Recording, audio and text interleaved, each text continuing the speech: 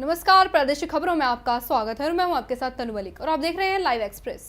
Cyber city Gurgaon में मंगलवार देर रात प्रॉपर्टी डीलर हत्याकांड में गुड़गांव पुलिस को अहम सुराग हाथ लगे हैं। गुड़गांव पुलिस हत्यारोपी वारदात में इस्तेमाल दूसरी बाइक को गुड़गांव के पालम विहार इलाके से बरामद कर लिया है, जबकि एक बाइक को बदमाश पहले ही पेट्रोल पंप पर छोड़कर वारदात को अंजाम देने के बाद फरार हो गए थे। गुड़गांव पुलिस अधिकारियों की माने तो दोनों बाइक चोरी की हैं और गुड़गांव के मानेसर इलाके से चुराई गई थी, जिसकी एफआईआर भी गुड़गांव के मानेसर इलाके में दर्ज है। यानी कि हत्याकांड के मास्टरमाइंड ने पहले से ही ये सब तैयारियां की हुई थी, लेकिन गुड़गांव पुलिस की क्राइम ब्रांच को इसकी भनक तक नहीं लगी और अपनी तरफ की ये पहली वारदात ने, जिसमें सीसीटीवी फुटेज में कैसे हत्यारोपी राजू को दौड़ाकर अपना शिकार बनाने में सफल साबित हुए। इसके बाद वारदात स्थल से कुछ ही दूरी पर बड़े इत्मीनान से वारदात में प्रयुक्त बाइक को साइड लगाकर वहां से फरार हो गए। यानी इस हत्याकांड के मास्टरमाइंड ने पहले से ही ये सब तैयारियां की हुई थी, लेकिन गुड़गांव पुलिस की क्राइम ब्रांच को इसकी भनक तक नहीं लगी और अपनी तरह की इस पहली वारदात ने, जिसमें सीसीटीवी फुटेज में कैसे हत्यारोपी राजू को दौड़ाकर अपना शिकार बनाने में सफल साबित हुए, इसके बाद वारदात स्थल से कुछ ही दूरी पर बड़े इत्मीनान से वारदात में प्रयुक्त बाइक को साइड लगाकर वे फरार हो गए। लेकिन आखिर ऐसा क्या है कि तकनीकी और काबिल अधिकारियों से सुसज्जित गुड़गांव पुलिस ऐसे गैंगस्टरों से हमेशा 2 कदम पीछे चलती है। आपको बता दें कि पार्षद और गैंगस्टर बिंदर गुज्जर के भतीजे की हत्या के बाद गुड़गांव पुलिस ने 25,000 के इनामी गैंगस्टर संदीप गड़ौली के घर छापेमारी की थी। इसमें गुड़गांव पुलिस ने गैंगस्टर संदीप गड़ौली के घर से 3 डायरी भी बरामद की थी। पुलिस सूत्रों की माने तो बरामद की गई डायरियों में गैंगस्टर संदीप ने अवैध वसूली के काले कारोबार से जुड़ी सभी सामग्री कलमबद्ध की हुई थी। डायरी में गुड़गांव पुलिस के आला अधिकारियों से लेकर थाने में कार्यरत पुलिस कर्मचारियों को दी जाने वाली रिश्वत भी नोट की गई थी। आखिर क्यों गुड़गांव पुलिस कमिश्नर ने इस डायरी की सच्चाई को अभी तक छुपा कर रखा है? वहीं इस मामले में गुड़गांव पुलिस के पीआरओ एसीपी हवा सिंह की माने तो गुड़गांव पुलिस ने सीसीटीवी फुटेज के आधार पर एक हत्या आरोपी की पहचान कर ली है, जो कि गुड़गांव के ही किसी गांव का रहने वाला बताया जा रहा है। एसीपी की माने तो गुड़गांव पुलिस हर एंगल से मामले की जांच कर रही है और जल्द इस मामले का खुलासा कर दिया जाएगा। एसीपी हवा सिंह की माने तो राजू उर्फ राजकुमार भी आपराधिक मामलों में लिप्त बताया जाता है और गुड़गांव के सेक्टर 5 इलाके में ही उस पर धारा 307 के तहत 2 मामले भी दर्ज हैं। वहीं इस वारदात से गैंगवार की आग एक बार फिर तेज होती दिख रही है। इसका सबसे बड़ा कारण साइबर सिटी में बढ़ते सट्टे और अवैध वसूली का काला कारोबार है, जिसको लेकर दोनों गैंगस्टरों यानी बिंदर गुज्जर और संदीप गड़ौली गैंग वर्चस्व की जंग में अब हत्यारों का सिलसिला जारी है। बीते महीने गैंगस्टर के भतीजे अशोक की हत्या और उसी दिन संदीप के गुर्गे मनीष खुराना पर जानलेवा हमला और उसके बाद मंगलवार को गुड़गांव के सेक्टर 5 में पेट्रोल पंप पर राजू की हत्या ने गुड़गांव पुलिस या कार्यप्रणाली की पोल खोलकर रख दी है। पुलिस सूत्रों की माने तो राजू हत्याकांड के बाद दोनों गैंगस्टरों में खूनी संघर्ष और तेज होने की संभावना जताई जा रही है। देखना होगा कि गुड़गांव पुलिस ऐसे गैंगस्टरों को कब तक काबू कर सलाखों के पीछे भेजने का काम मुकम्मल कर पाती है। उस पर दबिश दी जा रही है और पार्टियां बनाई हुई है। उनके टेलीफोन का डंप भी उठाया गया है और इनके मोटरसाइकिल जो मौके पर मिला था उसकी भी तहकीकात करके और पुलिस इस पर इन्वेस्टिगेशन कर रही है। एक मोटरसाइकिल जो साथ ले गए थे जिस पर चलकर, वो पालम विहार कृष्णा कॉलोनी के वहाँ चौक से पहले बरामद हो गया लावारिस। उसको भी कब्जे में लेकर तफ्तीश जारी है। उसकी भी पताजोई करके और टीमें बना दी गई हैं और हर पहलू पर, हर एंगल पर जो 1-2 इसके खिलाफ मुकदमे या इसकी तरफ से जो 307 के मुकदमे थे, उस एंगल पर भी इसमें तफ्तीश की जा रही है, टीमें बनाई। सर, मोटरसाइकिल कहाँ से बरामद की गई थी और कहाँ से चोरी हुई थी मोटरसाइकिल? ये दोनों मोटरसाइकिल मानेसर से चोरी शुदा है, जो केस रजिस्टर है मानेसर थाना में। ये अलग अलग अंतराल में चोरी हुई है। सर, इसमें सबसे बड़ा कारण ये है कि जो साइबर सिटी के अंदर 2 गैंगस्टरों के बीच जिस तरह से वर्चस्व की लड़ाई चल रही है, जो गैंगस्टर के गड़ौली के घर से वहाँ से 3 डायरियाँ बरामद हुई थी, उनके ऊपर क्या कार्रवाई गुड़गांव पुलिस ने अभी तक की है? डायरियों के बारे में मुझे कोई पता नहीं है, कौन इन्वेस्टिगेशन कर रहा है, क्या डायरियाँ, कैसी डायरियाँ थी। लेकिन गैंग्स की जहाँ तक बात है, सब गैंगस्टर जो है पुलिस की रहते हैं, कोई सामने नहीं आ रहा। उनके ऊपर जो केसेज है उनकी गिरफ्तारी से बचने के लिए दो दल भाग रहे हैं। सर, इसमें सबसे बड़ा सवाल यह भी है कि जो गैंगस्टर के पास से डायरियां बरामद हुई थी उसमें बहुत से व्यापारी शहर के ऐसे थे जिनसे अवैध वसूली का जो कारोबार वो किया जा रहा था। गुड़गांव पुलिस इसके ने बारे में मुझे कोई नॉलेज नहीं है कि कब और कहाँ कैसे कहाँ डायरिया। सट्टेबाजी भी सर इसमें एक मेन मुद्दा रही है। सट्टेबाजी के ऊपर भी गुड़गांव पुलिस नकेल लगाने में नाकामयाब रही है कि जिस तरह का इसके लिए खुफिया तरीके से हमारी पुलिस जो है क्राइम टीमें हैं लगी हुई हैं और CID वगैरह हैं, सभी उन पर उनके एक्टिविटीज़ पर नज़र रखती है। और वेस्ट डिस्ट्रिक्ट के STF की पुलिस टीम ने लाहौरी गेट में पिछले साल दिसंबर महीने में हुए 1 करोड़ 15 लाख की डकैती के मामले में फरार चल रहे एक आरोपी मिलकराज को गिरफ्तार किया है। इसे पुलिस टीम ने एक सूचना पर मादीपुर इलाके से दबोचा है। इसकी गिरफ्तारी पर दिल्ली पुलिस ने 50,000 का इनाम रखा हुआ था। पुलिस की गिरफ्त में दिखाई दे रहा ये शख्स 50,000 का इनामी आरोपी मिलकराज है, जिसने अपने साथियों के साथ मिलकर 9 दिसंबर 2014 को लाहौरी गेट के ड्राई फ्रूट व्यापारी गौरव राठी को उसी की शॉप में बंधक बना लिया और वहां से 1 करोड़ 15 लाख की डकैती की वारदात को अंजाम दिया। तब मामले की जांच क्राइम ब्रांच को सौंप दी गई थी। इस मामले में क्राइम ब्रांच ने 7 अपराधियों को अब तक गिरफ्तार किया है, जबकि मिलकराज की 11 महीने से दिल्ली पुलिस तलाश कर रही थी। दिल्ली के स्पेशल टास्क फोर्स ने लाहौरी गेट के दिसंबर 2014 में हुए एक डकैती के केस में वांटेड रिवार्डेड क्रिमिनल को पकड़ा है। इस वांटेड क्रिमिनल के ऊपर 50,000 रुपये का रिवार्ड दिल्ली पुलिस ने डिक्लेयर किया था और ये दिसंबर 2014 में लाहौरी गेट में हुई एक डकैती में शामिल था।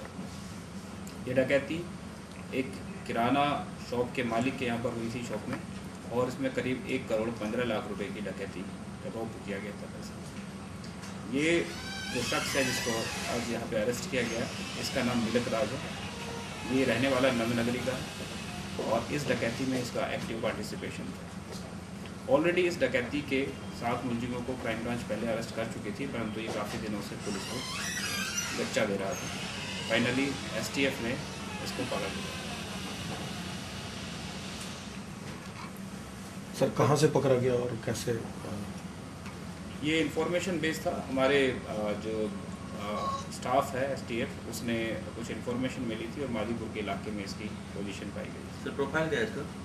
प्रोफाइल एज सच ये प्रीवियस इसकी इन्वॉल्वमेंट की बात करें तो एक्साइज के इसके खिलाफ कई मुकदमे हैं एक्साइज एक्ट के, और इस वाली डकैती में भी इसका पार्टिसिपेशन काफ़ी है। दक्षिणी दिल्ली में एक ऐसा विधायक भी है जिन्होंने अपना काफी समय देश सेवा में गुजार दिया है। उसके बाद जब सेना से निवृत्त हुए तो घर आने के बाद आम आदमियों के साथ उठना बैठना शुरू किया तो काफी तकलीफें देखी। फिर उन्होंने इन तकलीफों को दूर करने के लिए आम आदमी पार्टी चुनाव, जिसमें उनको विजय मिली। वो कहते हैं ना कि एक कामयाब इंसान के सामने विजय हमेशा आगे आगे चलती है। दक्षिणी दिल्ली से कर्नल देवेंद्र सहरावत ने विधायक बनने के बाद काफी अच्छे काम किए। पिछवासा विधानसभा में सबसे बड़ी समस्या पानी की थी, जो बिल्कुल नाम मात्र आता था। इन्होंने सरकार से बात की और इलाके में 75% पानी पहुंच गया है। आज लोग काफी खुश हैं। दूसरा, इन्होंने एक ऐसा काम किया जिसमें बच्चों का भविष्य भी सुधरेगा। डिफेंस मंत्री मनोहर पर्रिकर से मिलकर अपने इलाके में एक सैनिक स्कूल की अनुमति ली। ये एक ऐसा स्कूल होगा जिसमें हजारों बच्चे अपना ऑफिसर बनने का सपना पूरा कर पाएंगे। देखिए, इस इलाके में जब मैं आया था तो लगभग 85% में पानी नहीं था इस विधानसभा में। आज के दिन 8-9 महीने में हम राजनगर में लगभग पूरे में पानी ला चुके हैं।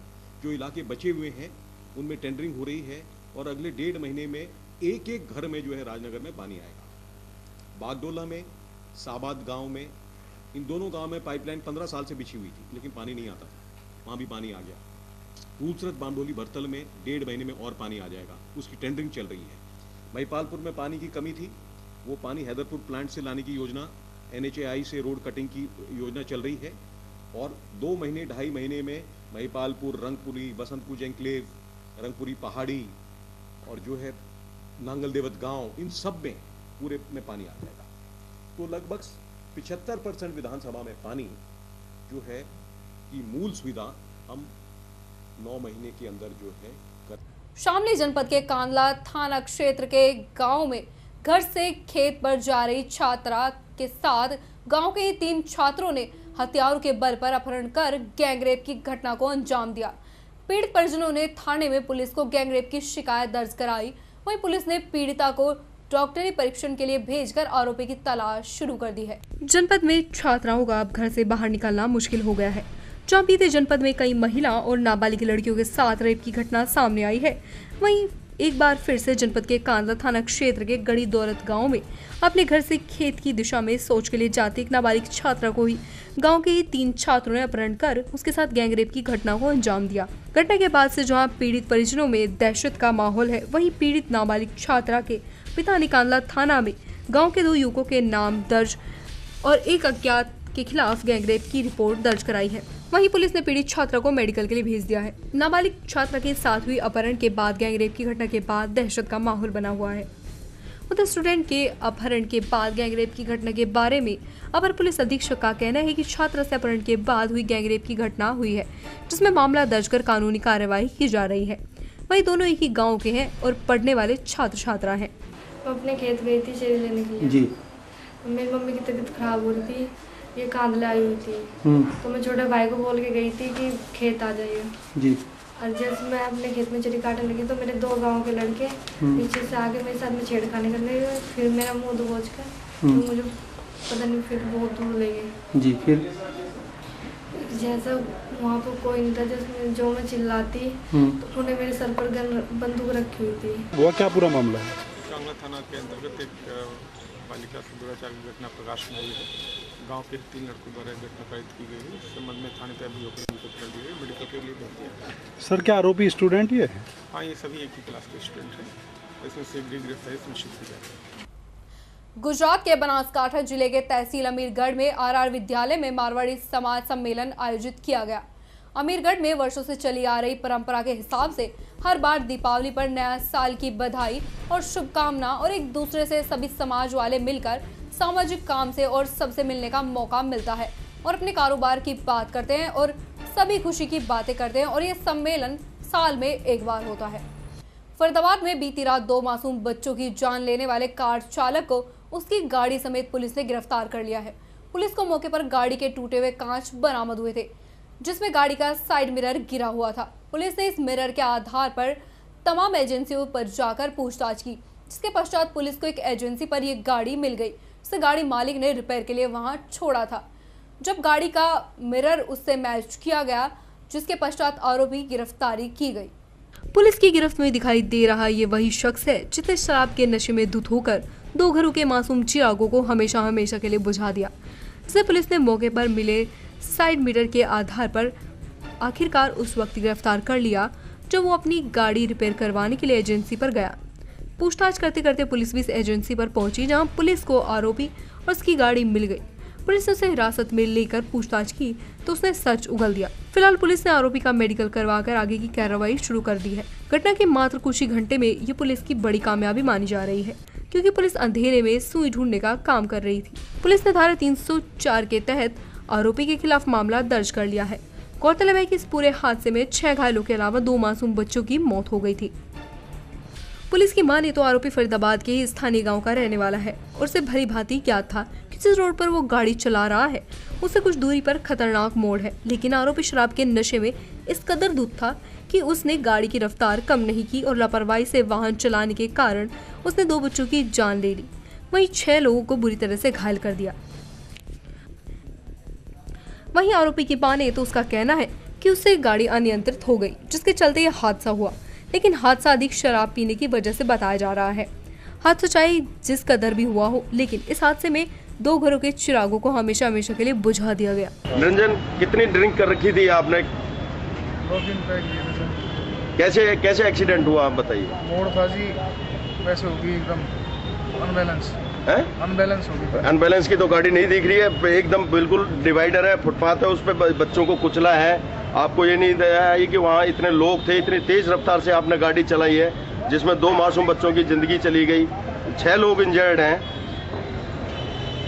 बताइए।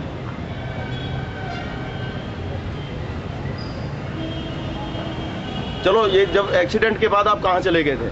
मैं एजेंसी में चला गया था जी, गाड़ी खड़ी। रात को ही? हाँ जी। तो आपका दिमाग तो ये काम कर रहा था कि गाड़ी को एजेंसी पे खड़ी कर दें ताकि हमारी गाड़ी पहचान में ना आए, और उनमें जो 8 लोगों का क्या कसूर था? आपके 2 पैक, 2 लोगों की जिंदगी, 6 लोग घायल, बताइए, मानते हो आप? फरीदाबाद के बाईपास रोड के समीप देर रात एक कार में एकाएक आग लग गई, जिसमें ड्राइवर तो बाल बाल बच गया, लेकिन गाड़ी पूरी तरह से जलकर खाक हो गई। मौके पर पहुंची दमकल की गाड़ियों ने बामुश्किल आग पर काबू पाया।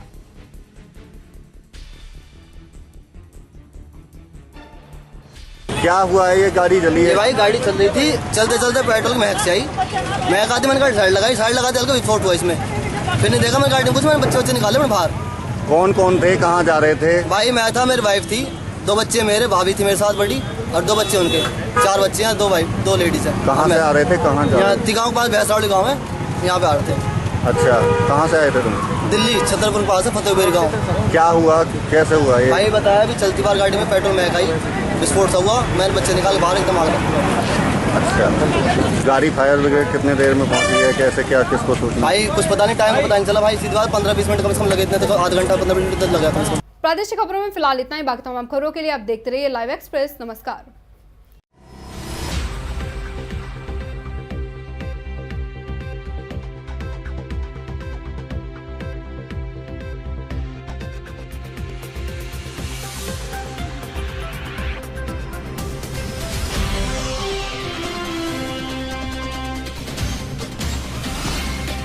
ये है लाइव न्यूज नेटवर्क और आप देख रहे हैं लाइव एक्सप्रेस 24/7 ऑनलाइन चैनल।